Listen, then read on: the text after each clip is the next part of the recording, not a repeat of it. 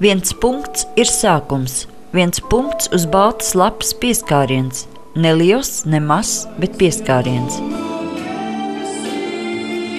Tāds ar mūziku un mākslu Dobelnieki vēlas uzrunāt līdzcilvēkus ziedot pārtikas bankai paēdušai Latvijai, lai gan koncerta izrādē pieskāriens uz skatuves kāp mūziķi, kuru vārdu plašākai publikai maz zinām, Dobeles kultūras nams ir ļaužu pilns. Tādēļ, ka šī nauda bija ziedota bērniem, un bērniem tā ir visvairāk vajadzīga, un arī Sarkanajam krustam. Es domāju, ka šis pasākums ir ļoti labs.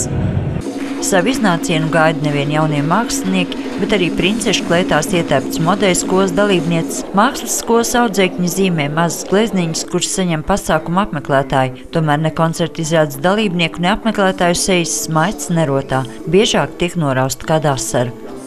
Tas savā ziņā palīdz apliecināt to, ka mēs neesam vienaldzīgi.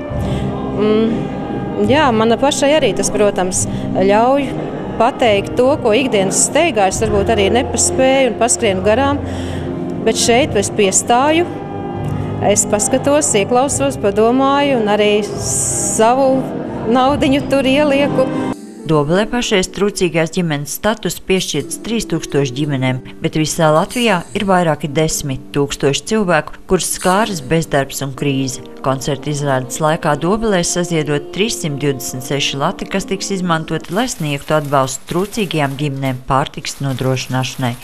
Es necerēju, tāpēc, ka nebija pārliecības, vai cilvēki mūs sapratīs, vai vispār ieraudzīs tanī mutulī par to, ka notiek tāda lieta.